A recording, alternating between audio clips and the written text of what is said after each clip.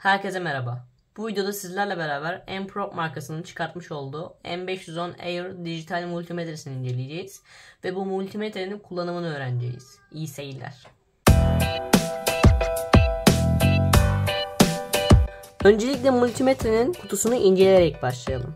Sonra da kutu açılışına geçeceğiz. Burada multimetrenin resmi yer alıyor.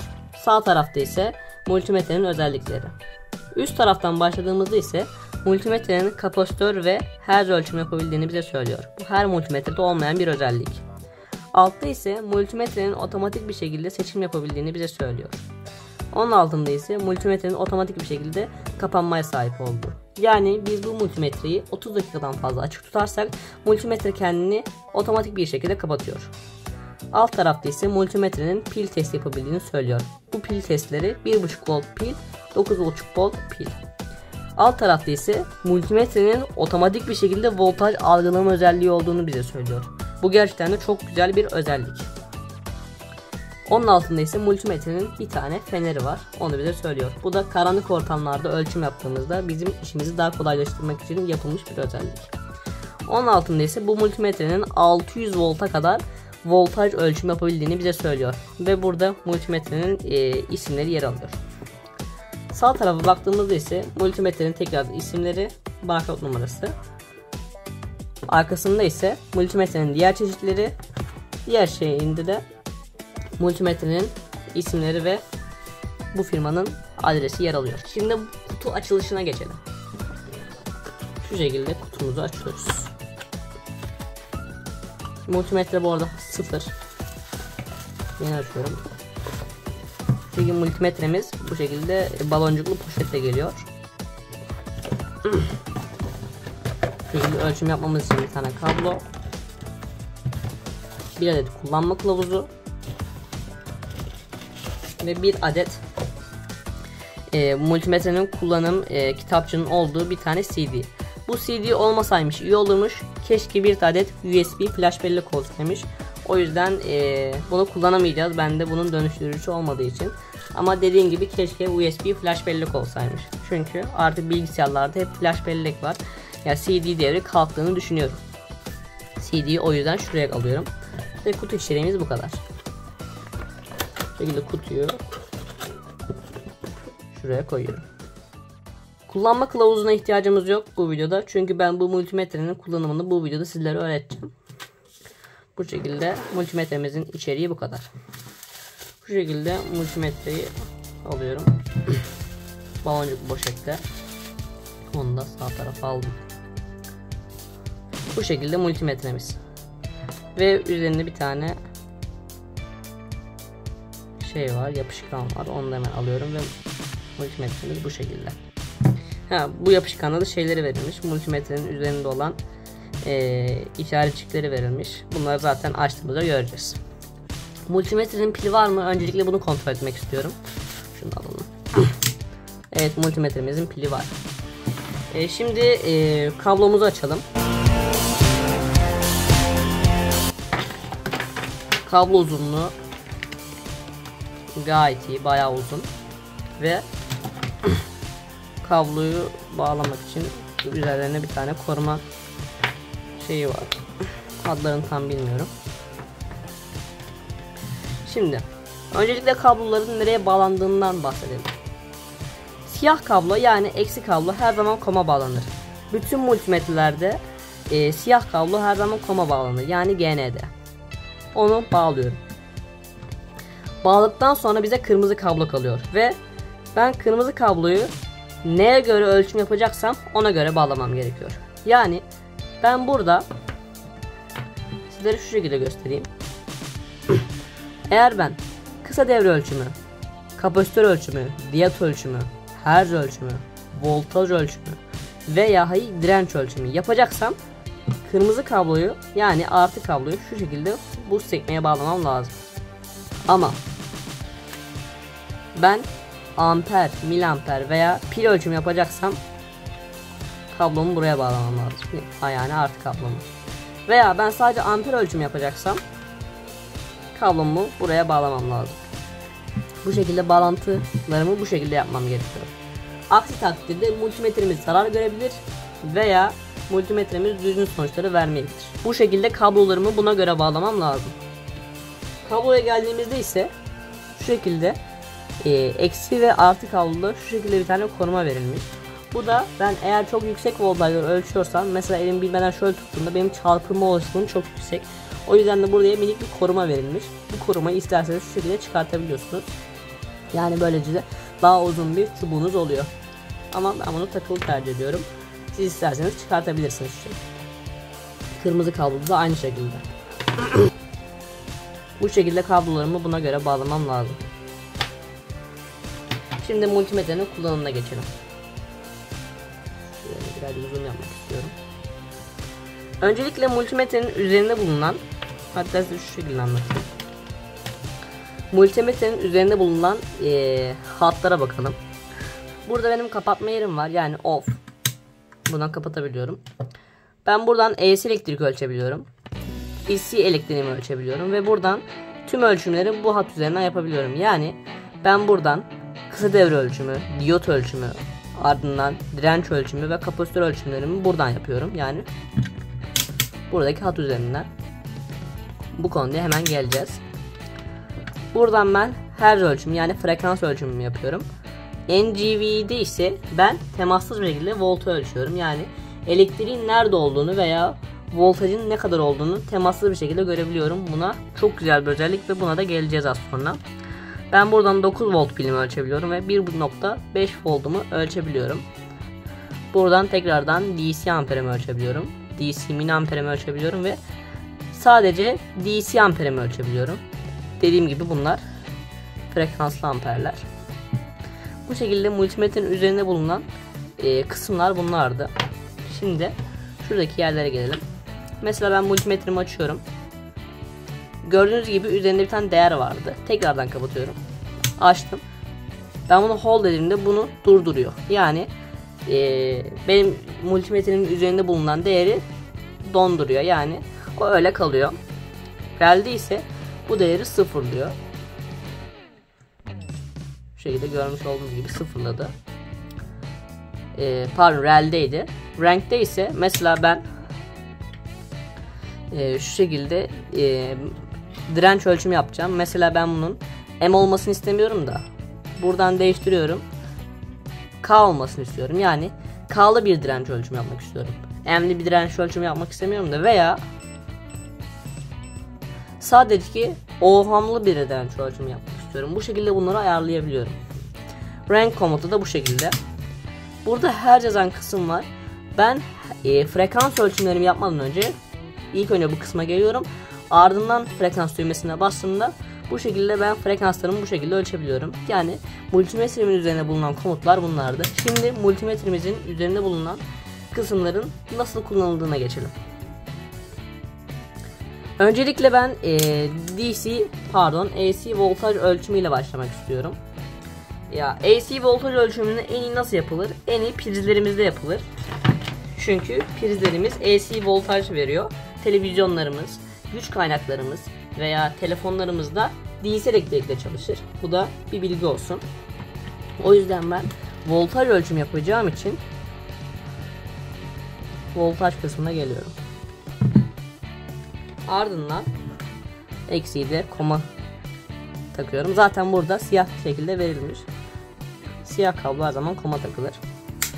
Multimetremi kapatıyorum. Ve şimdi prizimize doğru gidiyoruz. Bu şekilde prizlerimizin yanına geldik. Ben AC elektrik ölçem için bunu hemen AC kısmına alıyorum. Zaten burada işaretleri verilmiş. Ve ben çubuklarımı şu şekilde prizimin içine sokuyorum.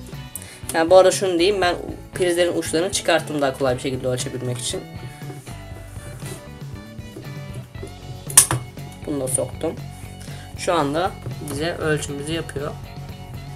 Bu şekilde şu anda prizimizde 223 volt, 224 volt varmış. Bu şekilde ben prizlerimi ölçtüm.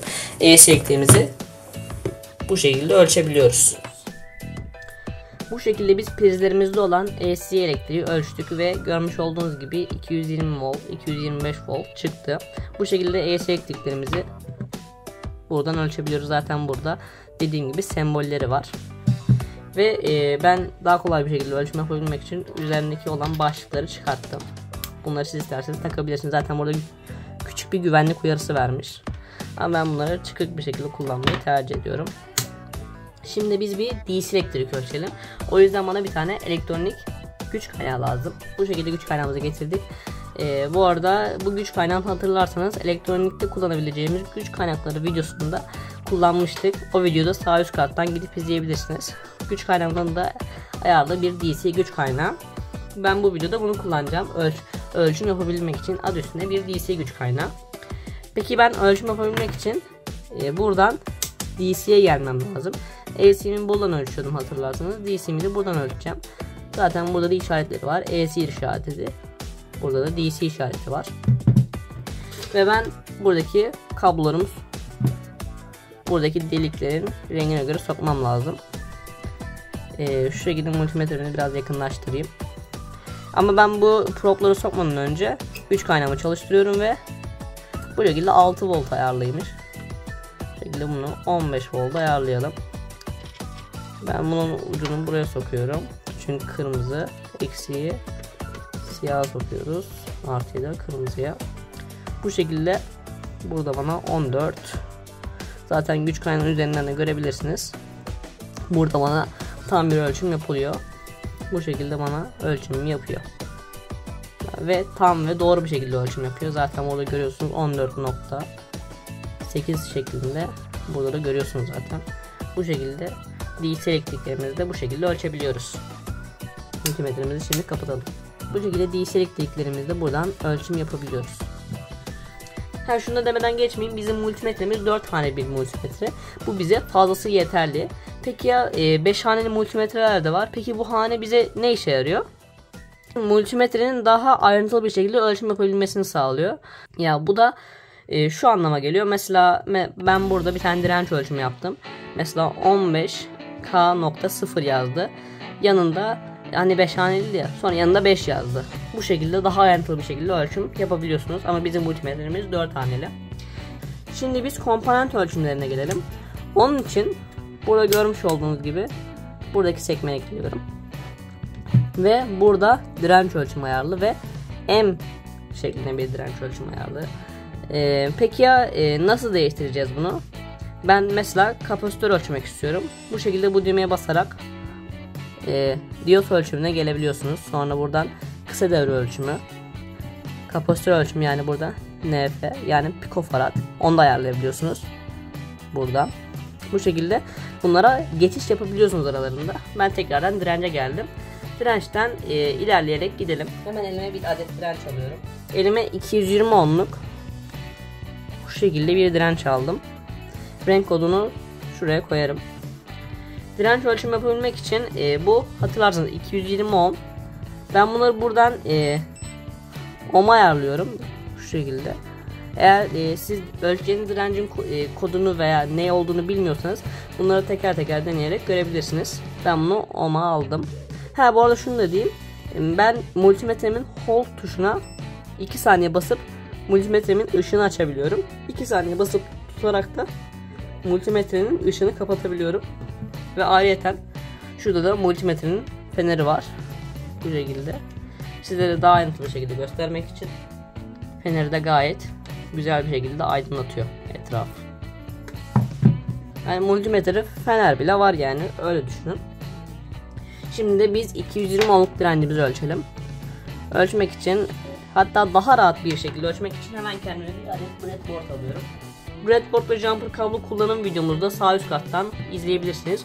O videoda da bu breadboard'un nasıl kullanıldığını anlatıyoruz ve bir tane ufak bir proje yapıyoruz. Hemen direncimi alıyorum ve bağlantısını yapıyorum. Ve multimetremi bu şekilde veriyorum ve görmüş olduğunuz gibi 220 ohm değerini alıyorum. Bu gerçekten de çok güzel bir şekilde ölçüyor. Yani tam bir sayı, tam bir değer yakalayabiliyorum. Bu şekilde. multimetremiz gerçekten güzel bir değer ölçtü. Şu şekilde 220 ohmluk direncimizi ölçtük. Şimdi başka bir değere sahip bir direnç ölçelim. Mesela burada 1K'lık bir direnç var. Onu da breadboard üzerinden değil de size daha iyi gösterebilmek için şu şekilde proplar üzerinden ölçmek istiyorum. Biz ne demiştik? Bu 1K'lık bir direnç. O yüzden ben bunu K'ya almam lazım. Şu şekilde K'ya aldı, görmüş olduğunuz gibi.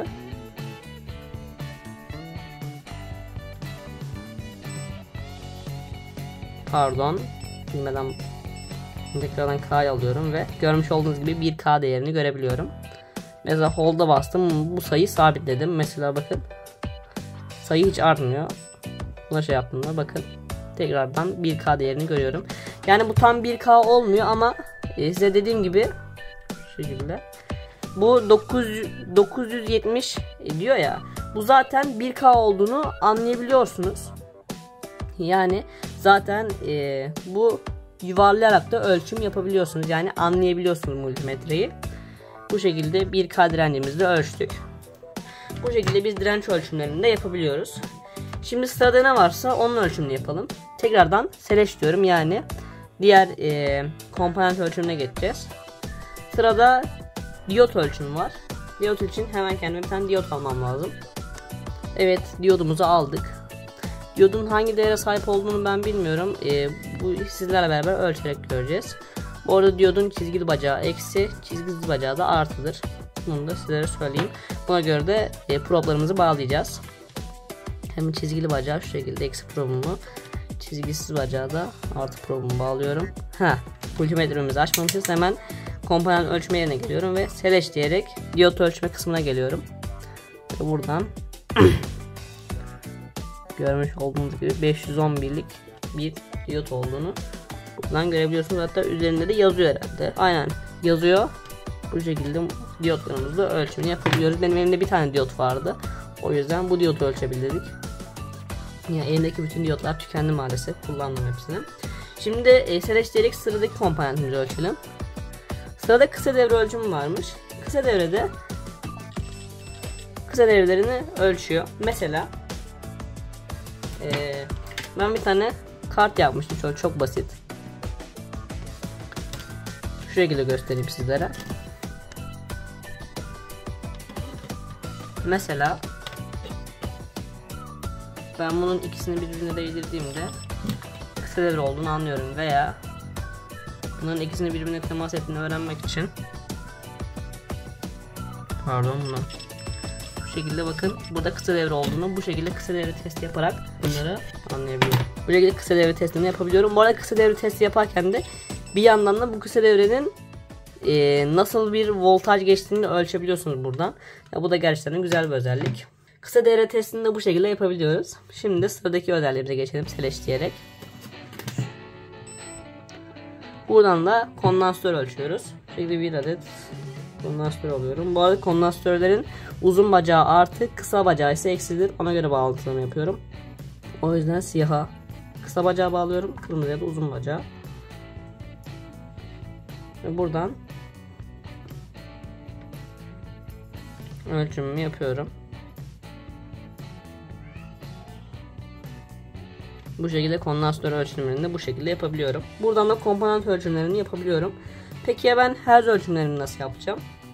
Ben de hertz'imi ölçecek bir tane kristal olmadığı için şu anda sizlere gösteremeyeceğim ama siz elinizde kristal varsa ölçmesi çok basit. Hertz ölçmek istiyorsanız şu şekilde iki ucu birbirine değdiriyorsunuz. Artı eksisi varsa onlara göre bağlantınızı yapıyorsunuz. Eğer yüzdelik bir sonuç istiyorsanız bu şekilde hertz'e basıyorsunuz ve size yüzdelik bir sonuç sizlere gösteriyor. Bu şekilde de frekans ölçümlerinizi yapabiliyorsunuz. Şimdi NGV'ye gelelim. NGV ise temassız bir şekilde voltaj ölçümü. Mesela ben NGV'ye geldiğimde multimetremi bu şekilde gezdiriyorum ve voltajın nerede olduğunu oraya görebiliyorum ve voltajı da bu şekilde okuyabiliyorum ama çok doğru bir değer olmasa da voltajın nerede olduğunu görebiliyorum. Zaten bıt bıt bıt ötüyor. Şimdi örnekle hemen görelim. NGV'yi de ben size şu şekilde göstereyim. Mesela ben şu şekilde NGV komutuna geliyorum ve ben multimetremi şu şekilde gezdiriyorum. Prizin üzerine geldiğimde ise Bu şekilde multimetrem ötüyor. Çünkü burada bir tane voltaj akımı var ve multimetre bunu temassız bir şekilde algılayabiliyor. Bu da ne işe yarıyor? Mesela ben bir mimarım ve elektrik hattının nerede olduğunu bilmiyorum. Ben multimetremi bu şekilde gezdirerek elektrik hattının nerede olduğunu kolay bir şekilde öğrenebiliyorum. Bu prizlerde de aynı şekilde geçerli. Mesela ben prizime geliyorum ve bu şekilde multimetrem ötüyor. Çünkü prizde şu anda bir voltaj akımı var ve mesela ampule geliyorum ve ampul de ötüyor. Bu şekilde ben voltajlarımı temaslı bir şekilde ölçebiliyorum. Yani ölçmüyor da voltajın nereden geldiğini temaslı bir şekilde görebiliyorum. O şekilde diyeyim ben size. Bu şekilde NGV'de multimetremiz olan gerçekten güzel bir özellik. Şimdi pil ölçümüne gelelim. Pil ölçümü için burada bize zaten bir tane yer vermiş. Buradan 9 volt pil ve 1.5 volt pillerimizi ölçebiliyoruz. Ama pil ölçerken de şunlara dikkat etmemiz lazım. Eğer ben 9 volt pil yerine 10 volt veya 15 voltluk bir pil ölçmeye çalışırsam multimetremiz ciddi derecede zarar görebilir. Zaten bunu kullanım kılavuzunda ciddi şekilde bastıra söylüyordu. 1.5 volt için de aynı şey geçerli. Mesela ben 1.5 volt yerine 2 volt ölçersem multimetremiz ciddi derecede zarar görebilir. O yüzden de bu volt değerlerine sadık kalarak ölçümlerimizi yapmamız gerekiyor. NCV'den sonra proplarımı takıyorum. Bu şekilde komu her zamanki siyah, yani eksiye. Ve ben bu sefer komponent ölçüm yerine değil, ben bir pil ölçmek için bunu buradaki yere takıyorum. Çünkü ben bir pil ölçeceğim. Ben 2 tane pil ölçeceğim. Wilson diye bir marka, tam bilmiyorum. Diğeri Duracell, herkesin bildiği marka. Hem de pilleri birbiriyle karşılaştırmış oluruz. Bu şekilde hemen hem artıları bu şekilde bağlıyorum. Ve şu şekilde içerisinde şu anda 8 voltun geçtiğini söyledi. Yani ben bu pili daha hiç kullanmamışım. Bu aslında sıfır bir pil, taptaze. Duracell'e bakalım. Aslında burada pilin durumunu bize söylüyor. Bu pilde kaç volt kalmış onu bize söylüyor. Yani pilin nasıl hızla çalıştığını bize burada göstermiyor. Yani pilin iyilik durumunu burada bize göstermiyor. Sadece pilin doluluk veya boşluk oranını gösteriyor bize. Duracell'e bakalım. Herhalde ben bu Duracell'i bitirmiştim hatırladığıma göre. Aynen, bu Duracell'de gerçekten az bir akım volt var. 1.57. Ama bu pil zaten sıfır bir pil. Dediğim gibi ben bu Duracell'i bayağı bir kullanmıştım. Başka bir Duracell deneyelim. Pardon, o Duracell de bitik. Kodak deneyelim. Kodak pil. Bu pilde ölçüyorum. Bu pilde de gerçekten az bir akım var. 1.91. Bu pilde ben bayağı kullanmışım. Bu şekilde ben 9 voltluk pil ölçümlerimi de bu şekilde yapabiliyorum. Peki ya kalem piller? Kalem pil ölçmek için de şimdi ben bir adet kalem pil ölçeceğim. Şu şekilde 1.5 voltluk bir kalem pil. 1.5 volt pil ölçmek için de ben bunu hemen şu şekilde 1.5 volt sekmesini alıyorum ve artı kutbu şu şekilde. Ben bunları birbirlerine değdirmem lazım. Biraz zor değdireceğim herhalde. Şu şekilde. Bu pil gerçekten dolu bir pilmiş. Yani 1.5 volt olduğunu ifade edersek 1.34. Gerçekten de bu pil doluymuş. Yani bu da sıfıra yakın bir pil. Şimdi başka bir pil ölçelim. Ya Duracell marka bir pil ölçeceğim.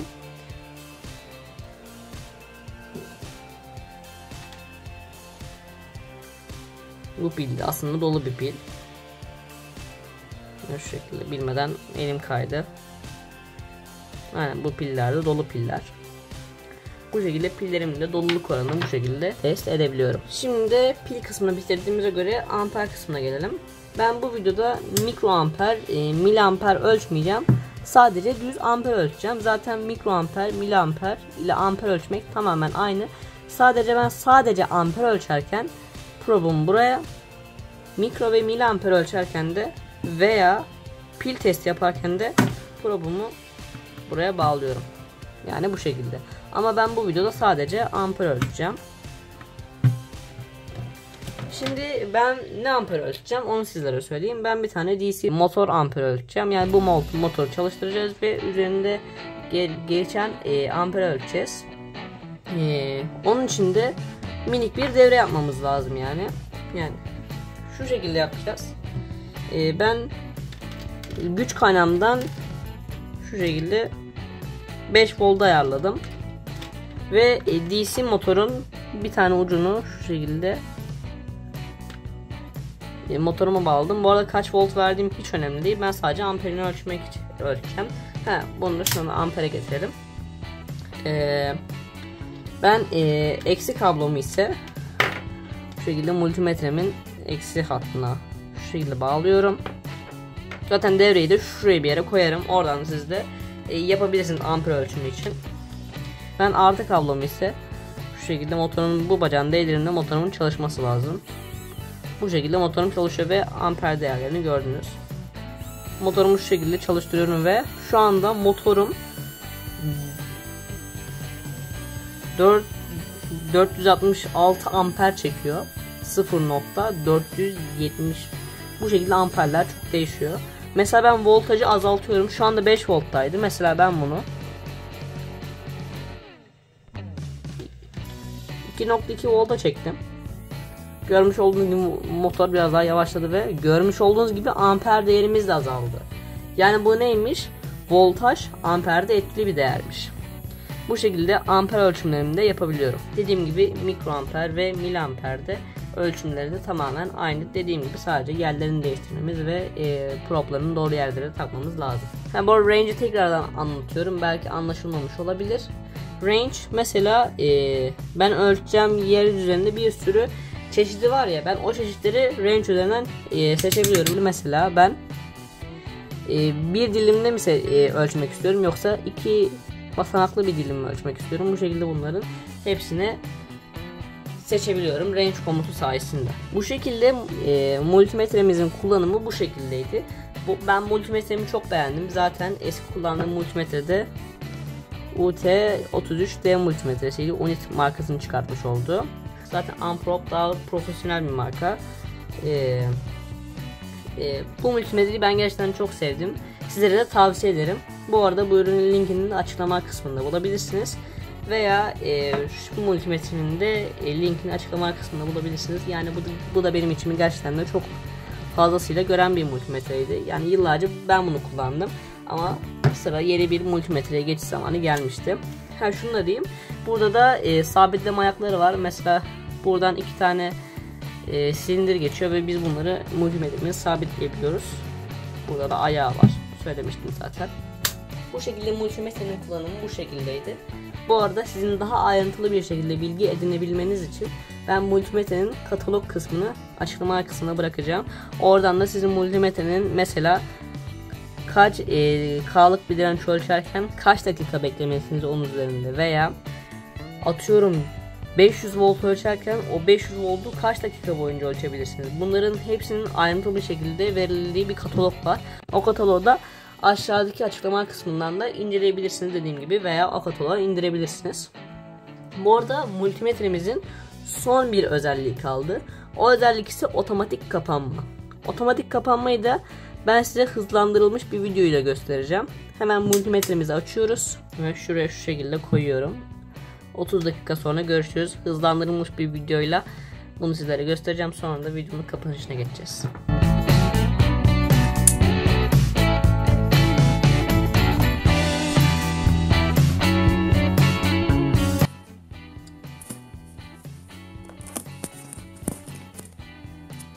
Bu şekilde görmüş olduğunuz gibi multimetremiz kapandı. Otomatik bir şekilde. Bu da gerçekten de güzel bir özellik olmuş.